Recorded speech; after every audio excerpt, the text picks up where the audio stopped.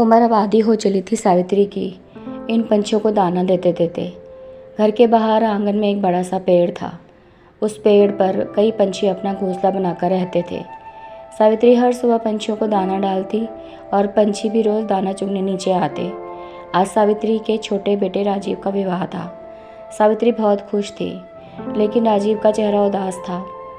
उसे अपने बड़े भाई की कमी बहुत खल रही थी। रिश्तेदारों ने यह पूछ पूछ कर कि बड़ा बेटा और बहू क्यों नहीं आए, सावित्री की नाक में दम कर दिया था। सच्चा कारण तो सावित्री किसी को बता नहीं सकती थी। उसने बात टालते हुए कहा, बच्चे की परीक्षा का समय है, इसलिए वे लोग नहीं आ पाए। उसकी परीक्षा खत्म होते ही आ जाएंगे। लेकिन लोगों को चैन कहाँ था।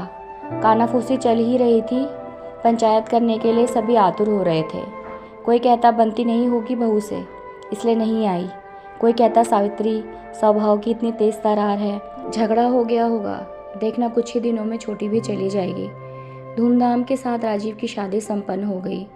अपने भाई भाभी की कमी को महसूस करता हुआ राजीव अपने साथ अपनी पत्नी को ब्याह कर घर ले आया। राजीव घर की हर बात जानता था, छोटी से छोटी बात, और अपनी माँ और भाभी के बीच होने वाली तुतु में कैसे बड़े झगड़े के रूप ले लेती थी, उसे सब याद था। बात कभी बड़ी होती, उसे बड़ा बना दिया जाता। इस तरह लगभग हर रोज़ ही घर में महासंग्राम छिड़ जाया करता था। राजीव चिंतित था। वह सोच रहा था, माँ को वो बदल नहीं सकता, पिताजी हैं नहीं, वरना वो माँ को समझाते। उसकी पत्नी राखी का स्वभाव समझदारी, विनम्रता और सहनशीलता वाला होना चाहिए। वह राखी को जानता ही कितना था। कोई प्रेम विवाह तो था नहीं जो पहले से जाना पहचाना स्वभाव हो। सब कुछ भगवान भरोसे ही था। उसने सोचा कि वह राखी को पहले ही सब कुछ समझा देगा। माँ की बातों को एक कान से सुनकर दूसरे से निकाल दे, उनकी बोली बातों पर ज़्यादा ध्यान न दे। रात को राजीव ने अपनी पत्नी से कहा, राखी अब तुम्हें ही घर को संभालना है। राखी ने बीच में ही प्रश्न कर दिया, भैया भाभी क्यों नहीं आए राजीव? राजीव ने बिना छिपाए राखी से सब सच बता दिया। राखी माँ और भाभी की आपस में बिल्कुल नहीं बनती। छोटी छोटी बातों में बड़े बड़े झगड़े हो जाते हैं। किंतु एक दिन तो माँ ने सारी हद पार कर दी। भाभी की गलती इतनी ही थी, बिना नहाए ही रसोई में आ गई। माँ का पारा चढ़ गया और तू मैं से इतनी बात बढ़ गई कि माँ ने वह कह दिया जो उन्हें हरगिज नहीं कहना चाहिए था।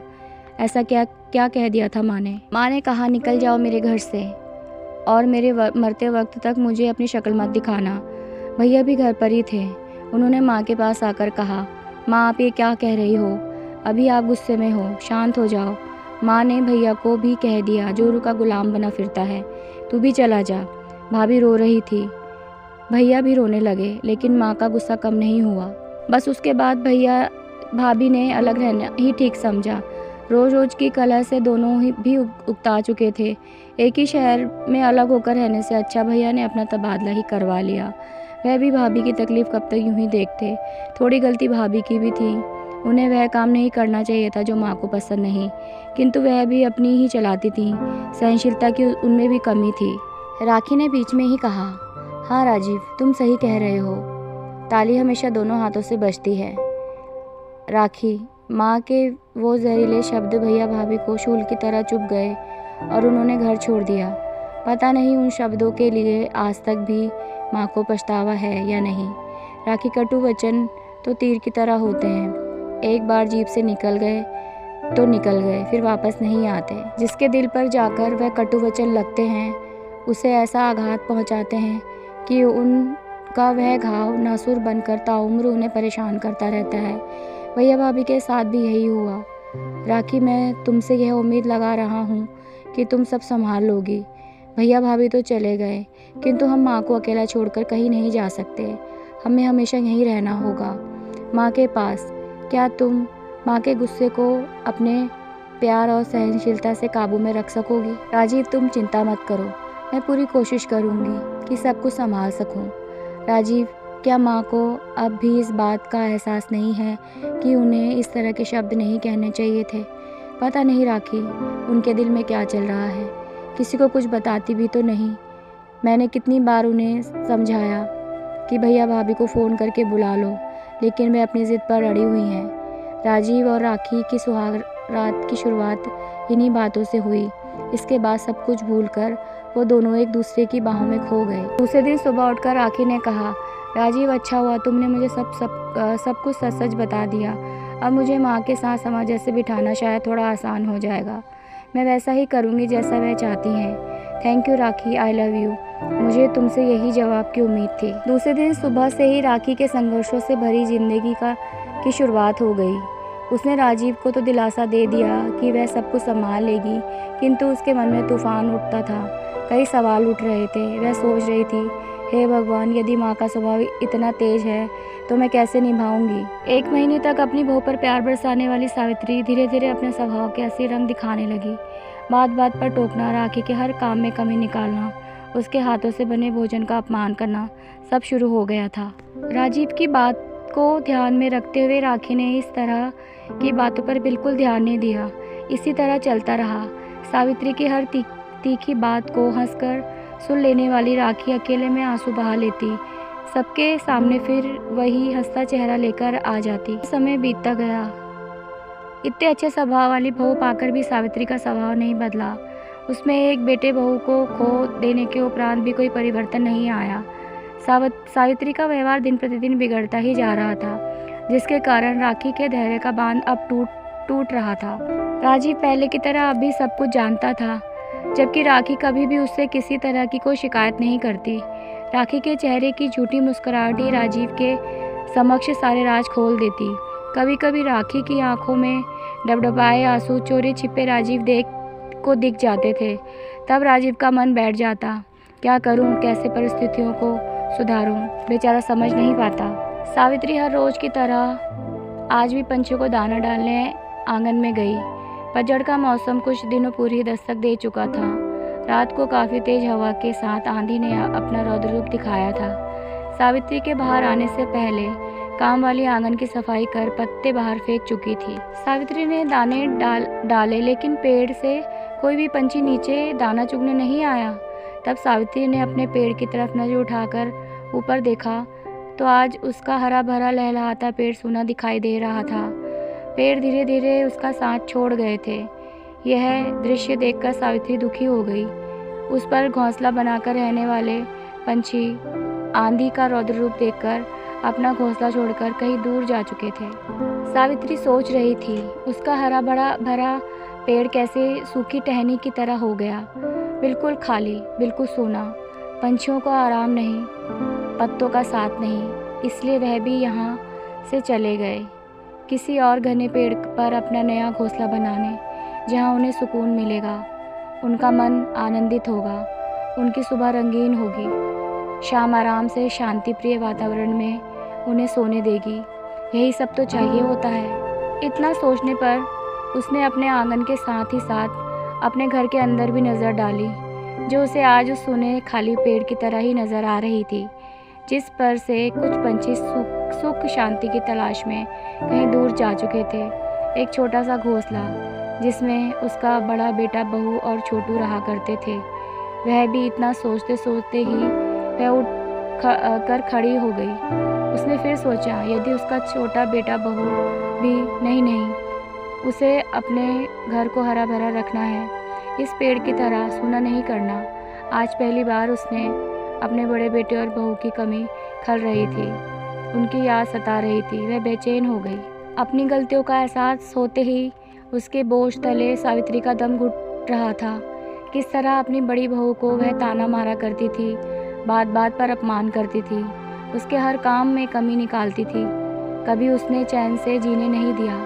आज वह यही सब अपनी छोटी बहू के साथ भी कर रही है। वह सोच रही थी, आखिर क्यों उसने ऐसा व्यवहार किया, क्यों बहुओं को बेटी जैसा प्यार न दे पाई। पश्चाताप के आंसू उसकी आंखों से नीचे टपक रहे थे। उन्हें पोषने के लिए आज तो उसके पास एक बेटा बहू है, लेकिन अगर वो भी उसके गुस्से की आंधी के रौद्र रूप से घबराकर अपना घोंसला कहीं और बना लेंगे तो क्या करेगी।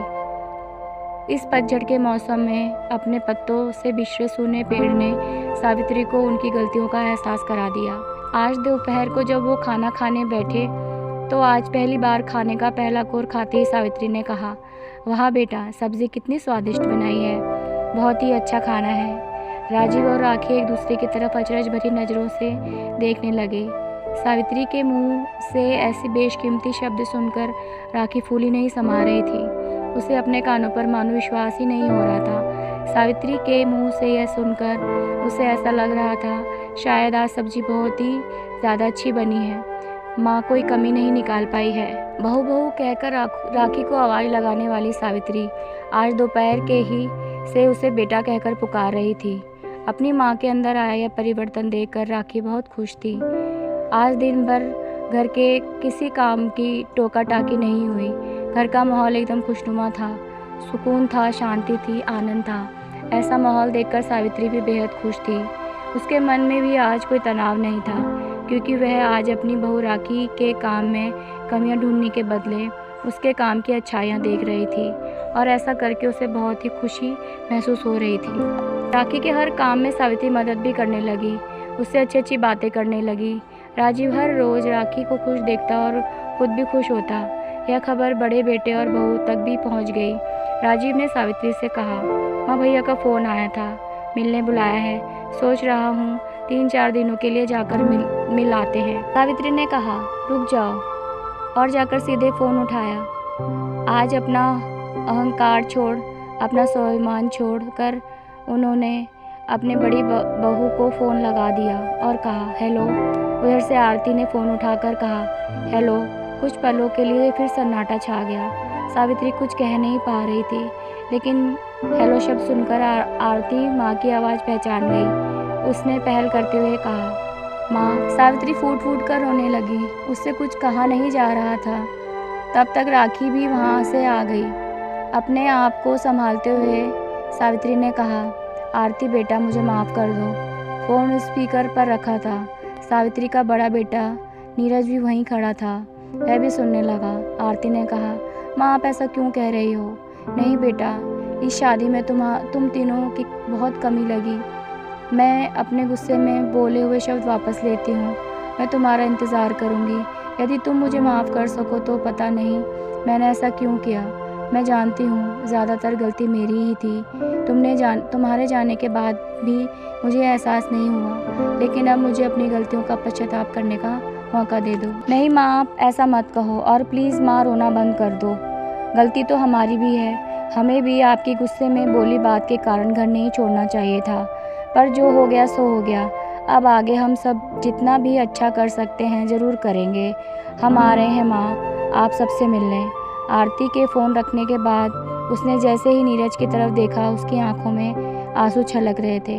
आरती ने कहा, प्लीज़ नीरज, रो मत। नीरज ने उसे गले से लगाते हुए कहा, आरती, इतने दिनों से मुझे इन्हीं लम्हों का इंतज़ार था। कुछ दिनों पूर्व राखी के चेहरे पर छाई उदासी देखकर राजीव के मन में भी कभी कभी दूर चले जाने का ख्याल आ जाता था, लेकिन अब वह ख्याल उसके दिमाग से गायब हो चुका था।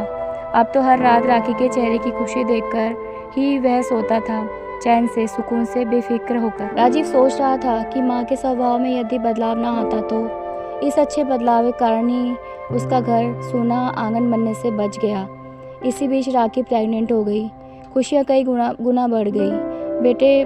बड़े बेटे बहू का आना जाना भी चालू हो गया। एक तो पास के ही शहर में ही थे, तो हर रविवार घर चले आते। सब साथ में सुख और शांति से समय व्यतीत करते। इस तरह एक घर बिखरते बिखरते संभल गया। सावित्री सोच रही थी, पतझड़ के बाद नई कोपलें फूट जाती हैं, पेड़ तो फिर भी हरा भरा हो जाता, घोंसले भी बन जाते हैं, पंछी भी चहचहाते हैं, लेकिन घर से यदि कोई जोड़ा अलग चला जाए तो उसका वापस आना लगभग असंभव हो जाता है। वह आंगन फिर से वैसा ही हरा भरा कभी नहीं हो पाता। वक्त रहते वह संभल गई, इसीलिए छोटा बेटा बहू उसके साथ है, वरना उसके घर पर ऐसा पतझड़ आता कि वह फिर जीवन भर हरा भरा नहीं हो पाता। आंगन में बैठी सावित्री आज अपने पेड़ को निहार रही थी, जो फिर से हरा भरा हो गया था। नई कोपलें फूट चुकी थी, पत्तियां बड़ी होकर शोर मचाना शुरू कर चुकी थी, पंछी घोंसला बना रहे थे। राखी ने भी एक बिटिया को जन्म दिया। घर में भी किलकारियां गूंजने लगी। सावित्री चिड़िया को चोंच में दाना लेकर जाती देख रही थी कि वह कैसे अपने बच्चे को खिलाती है। देखते देखते वह सोच रही थी, कितना प्यार से अपने बच्चे को बड़ा करते हैं, हर दुख भी हंसते हंसते सह लेते हैं, लेकिन बेटे के विवाह के बाद क्यों हमारा मन इतना छोटा हो जाता है? यह एक प्रश्न था जिसका जवाब वह खुद भी नहीं ढूंढ पा रही थी। हेलो फ्रेंड्स, मैं स्टोरी सखी। अगर आपको मेरी कहानी पसंद आई हो तो प्लीज़ लाइक, शेयर और सब्सक्राइब।